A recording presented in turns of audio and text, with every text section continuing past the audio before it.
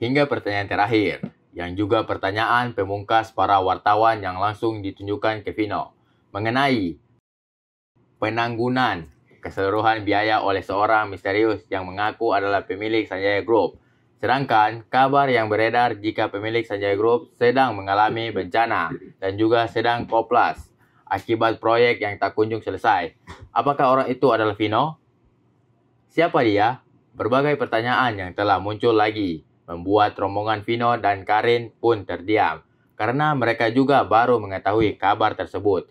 Bahkan Karin sendiri, di mana adalah anak dari Pak Sanjaya, juga baru tahu jika ada orang lain yang melakukan sebuah kebaikan telah menanggung semua biaya rumah sakit. Terlihat dari mereka saling menoleh, menyeringit bingung, dan juga penasaran.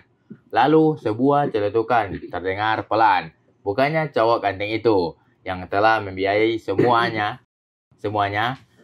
meski bergumam pelan, namun cukup terdengar di telinga para wartawan. Semua wartawan sesaat menoleh ke pemilik suara celetukan tadi. Lalu sama-sama mereka kembali menoleh ke arah pandangan wanita itu. Ya.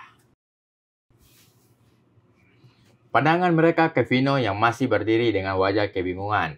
Wah, ternyata Anda, laki-laki berhati malaikat itu. Langsung saja semua mic mengarah ke Vino.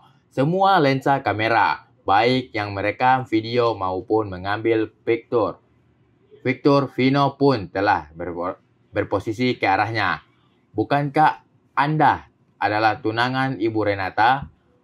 Siapa nama Anda, Pak? Namanya siapa ya? Bisik-bisik dan juga pertanyaan-pertanyaan tambahan menjadikan tempat itu telah heboh.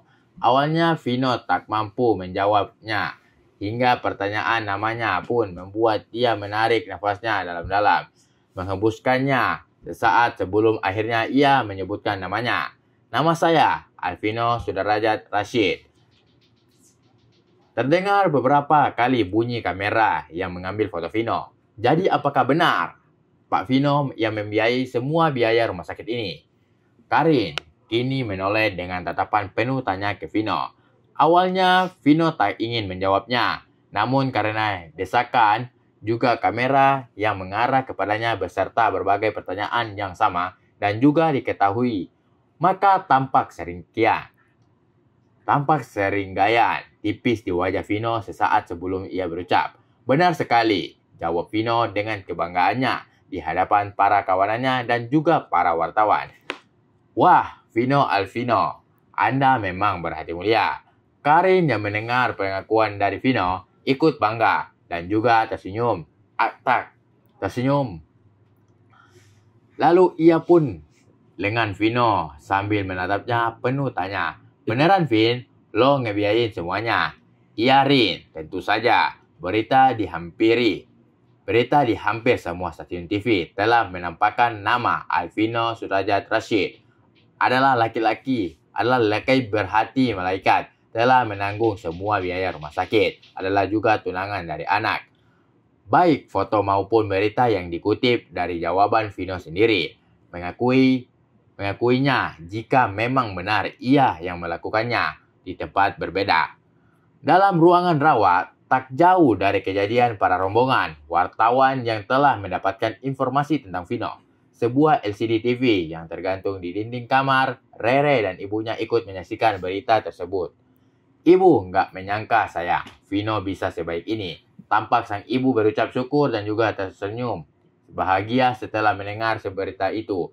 Rere pun dalam hati ikut bahagia. Namun hati kecilnya seakan ingin memberontak. Dan kini sebuah beban telah menderanya. Beban terhadap kebaikan yang Vino lakukan terhadap para karyawan korban bencana kebakaran.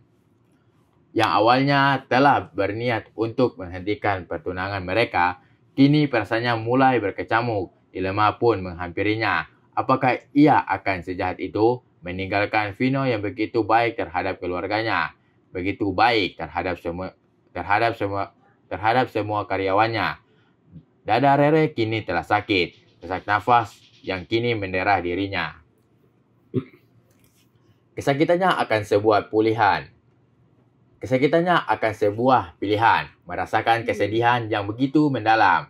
antara memilih menjaga hati dan cintanya untuk Eka dan seorang cleaning service, atau tetap melanjutkan pertunangannya dengan Vino hingga ke jenjang pernikahan 2 hari kemudian.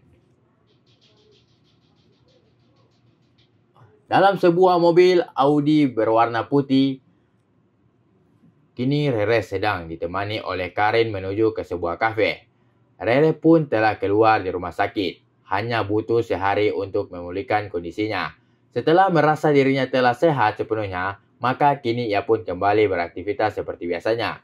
Dalam diamnya, ditemani oleh Karin yang sedang sibuk menyetir. Tampak Rere memikirkan banyak hal. Mulai dari kebahagiaannya ketika kejadian malam itu. Ketika seorang pria tiba-tiba hadir menemaninya beberapa saat di ruangan ia dirawat. Memberikan kebahagiaan mesti sesaat. Keningnya memberikan sebuah harapan bisa bersama setelah hari itu. Bergenggaman penuh perasaan. Berbagi perasaan tanpa kata terucap. Semuanya. Apa yang masih ia dapatkan? Hanyalah kekacauan belaka. Di mana pria itu tak lagi hadir hingga saat ini. Tak lagi menghubunginya di saat Rere membutuhkan sebuah jawaban atas dilema yang melandanya selama 2 hari ini. Setelah mendapat kabar dari berita di TV dan juga diperjelas oleh pengakuan Vino sendiri, adalah jika pria itulah yang telah membiayai keseluruhan biaya rumah sakit para korban bencana kebakaran di kantornya. Tentu saja karena ketidakpastian dari Eka dan juga karena hutang budi yang begitu besar kepada Vino, maka Rere telah memutuskan untuk tetap melanjutkan pertunangannya dengan Vino. Jauh lebih baik seperti ini daripada harus menanggung beban. Jauh lebih baik tetap menjadi tunangan Vino daripada mempertahankan cintanya yang masih belum ada kepastian sama sekali dari pria yang begitu sangat ia harapkan bisa hadir di saat-saat seperti ini. Kesedihan pun kembali meneranya. Dari hati kecilnya yang paling dalam, ia masih mengharapkan bisa dipertemukan kembali dengan Eka. Kasih sayangnya yang begitu besar ia berikan ke Eka. Dalam doanya saat ini, semua hal demi kebaikan Eka, demi masa depan pria itu. Jika saja memang benar takdirnya menuntunnya untuk bersama-sama dengan pria itu, Rere telah ikhlas dengan semuanya. Dalam lamunnya, ia masih saja diam. Dadanya terasa sesak. Karena biar bagaimana, Rere mengetahui jika Karin cukup dekat dengan Vino. Maka yang Rere bisa lakukan saat ini memendam semuanya, mengubur dalam-dalam kenangannya bersama Eka. Saat ia masih melamun, tiba-tiba ponselnya berdering. Karin pun ikut menoleh ke samping. Siapakah? Vinorin, angkat Gi. Terus ajakin nongkrong juga sekalian, biar doi yang traktir. Dengan berat hati, Rere pun mengikuti saran dari Karin. Maka ia pun menjawab telepon dari Vino. Ya, halo Vin. Oh, lagi di jalan. Mak Karin nih. Kenapa?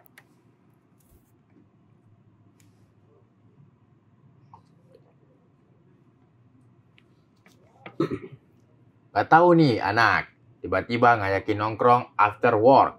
Oh gitu. Ya udah, nyusul aja. Sesekali tampak Karin menoleh dan tersenyum mendengar pembicaraan Rere dengan Vino di seberang. Rencananya sih di cafe and coffee teas. Ya udah, sok aja nyusul.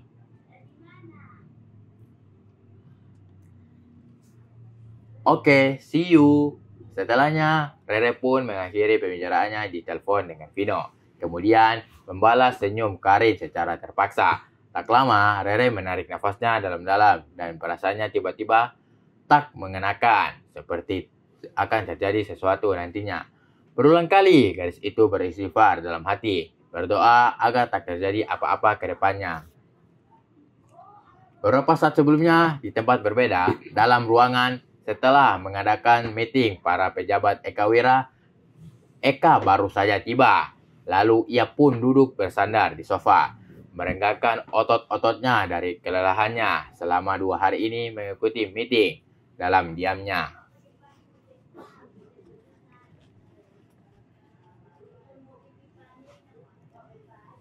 Tiba-tiba ia mengingat sosok seorang gadis. Bukan Arneta yang selama 2 hari ini telah menemaninya tidur di kamar pribadinya. Melainkan Renata yang tak pernah ia kunjungi hingga saat ini. Semua para petinggi perusahaan benar-benar sibuk selama 2 hari ini. Mereka mengadakan meeting hingga malam hari. Bahkan untuk berlelah-lelah, nongkrong dan berkumpul dengan keluarga pun tak sempat. Tetap fokus terhadap meeting tersebut. Dan Eka bersyukur meeting tersebut berjalan lancar dan sesuai rencana yang ia inginkan. Dalam diamnya, tiba-tiba ponselnya berdering. Eka saat melihat ke layar ponselnya, lalu ia pun tersenyum mendapati siapa yang sedang menelponnya. Assalamualaikum. Ya, sayang.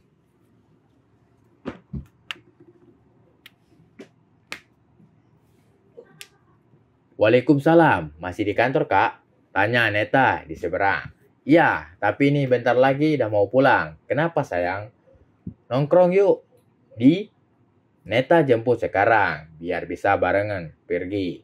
Ya sudah, Eka menghela nafas karena ia tak mampu menolak keinginan gadis itu.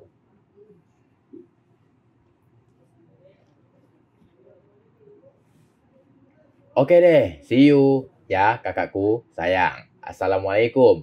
Waalaikumsalam. Eka duduk terdiam, mengingat banyak hal selama ini. Mengingat tentang Rere dan juga Neta yang telah mengisi relung hatinya saat ini. Maka setelah menarik nafas dalam-dalam, Eka beranjak dari duduknya untuk mengambil sekaleng soft drink dari kulkas yang tersedia dalam ruangannya. Oke guys, terima kasih telah baca novel-novel kami dan jangan lupa like and subscribe channel kami agar kami tetap semangat untuk mengupload novel-novel berikutnya. Jangan lupa bahagia.